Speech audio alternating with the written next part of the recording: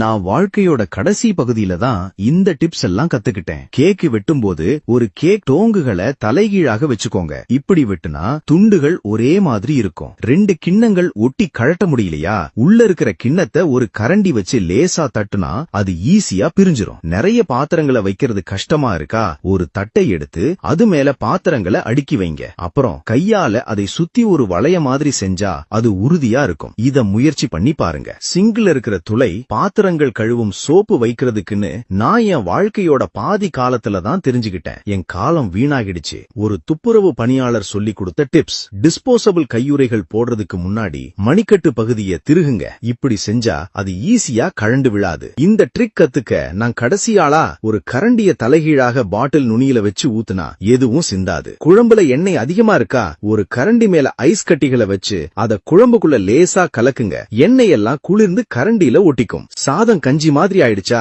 அது மேல ஒரு பிரெட் துண்டை வச்சு 2 நிமிஷம் சூடு பண்ணுங்க. அந்த பிரெட் எக்ஸ்ட்ராலா இருக்கிற தண்ணிய உறிஞ்சிரும். சூப்ல உப்பு அதிகமாயிடுச்சா, தோல் உரிச்ச உருளைக்கிழங்க போட்டு கொஞ்ச நேரம் கொதிக்க விடுங்க. அது அதிகமா இருக்கிற உப்பை உறிஞ்சிரும். முட்டை ஓட துண்டுகளை எடுக்கிறது கஷ்டமா இருக்கா, ஒரு ட்ரிக் இருக்கு. உங்க விரல தண்ணியில நனைச்சு ஓட்ட தொட்டா அது ஈஸியா வெளியில வந்துரும். வேகமா குளிர்ச்சியாக்கும் முறை. ஒரு ட்ரிங்க்ஸ வேகமா குளிர்ச்சியாக்கணுமா, பாட்டிலுக்கு மேல ஒரு ஈரமான பேப்பர் டவலை சுத்தி அத ஃப்ரிட்ஜ்ல வைங்க. இது வெறுமனே வைப்பதை விட சீக்கிரமா குளிர்ந்துரும். கொசுவர்த்தி சுருளை பிரித்தல். கொசுவர்த்தி சுருளை பிரிக்கும் போது ஈஸியா உடைஞ்சிரும். இந்த ட்ரிக்ஸை யூஸ் பண்ணுங்க. 2 பக்கமும் லேசா பிடிச்சு டேபிள் மேல தட்டி அப்புறம் பிரிச்சா அது சரியா பிரியும். நிறைய பேர் சாக்ஸை இழுத்து பிரிப்பாங்க. ஆனா நல்லா பாருங்க, இதுல ஒரு நீளமான நூல் இருக்கும். அத லேசா இழுத்தா அது ஈஸியா பிரியும். பால் பாட்டில மூடிய கீழே வச்சு ஊத்துனா காத்து உள்ள போக கஷ்டமா இருக்கும். அதனாலதான் சிந்துது. பால் பாட்டில திருப்பி மூடிய மேல வச்சு ஊத்துனா அது மென்மையா வரும். உங்க போன் சத்தம் கம்மியா இருக்கா, ஸ்பீக்கர்ல தூசி அடைச்சிருக்கும். மெல்லும் கோந்த அதுல ஊட்டி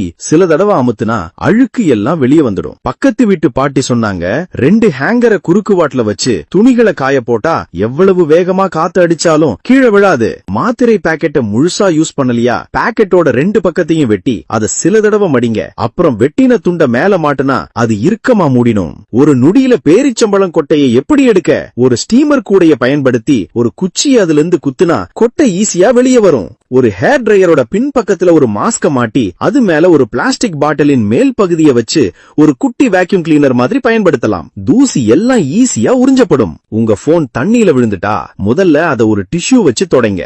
எந்த பட்டனையும் அமுத்தாதீங்க. சார்ஜர் போடாதீங்க. ஹேர் டிரையர் யூஸ் பண்ணாதீங்க. அத ஒரு பாத்திரத்துல அரிசிக்குள்ள வைங்க. அடுத்த நாள் அது வேலை